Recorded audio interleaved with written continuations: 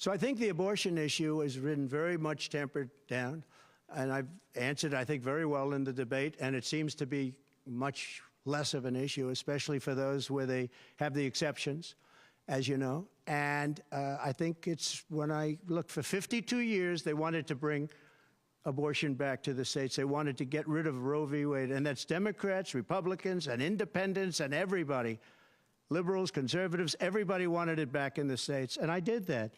Now the states are voting. And frankly, some of the votes are much more, if you could say, liberal than you would think. Ohio turned out to be, they had a big vote, and it turned out to be a much more liberal standing than people would have thought. Kansas, the same thing. And then you have Texas, and you have other places where it may be different.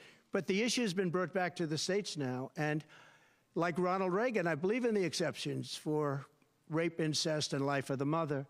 I believe strongly. I think that that's a very important thing. I think when you have to follow your heart.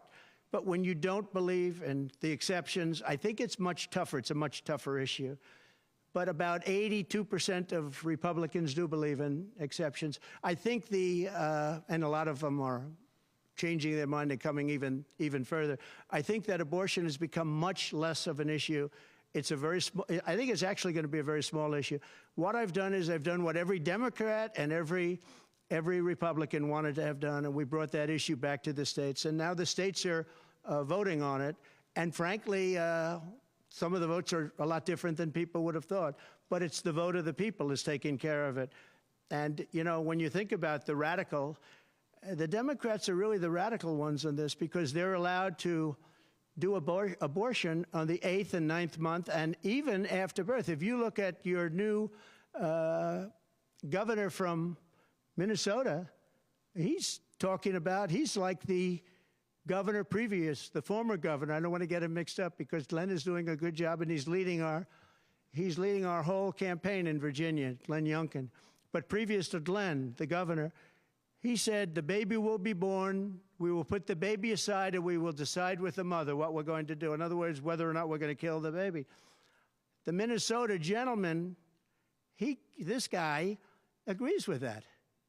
He is the most liberal. Look, between her and him, there's never been anything like this. There's never been a combination. So I'll use the word progressive. You know, they want to go progressive. They don't like the word liberal. I like liberal better. I think it's more appropriate, because nobody knows what progressive means. But they now like to use the word progressive. But there's certainly never been anybody so liberal like these two, or even close.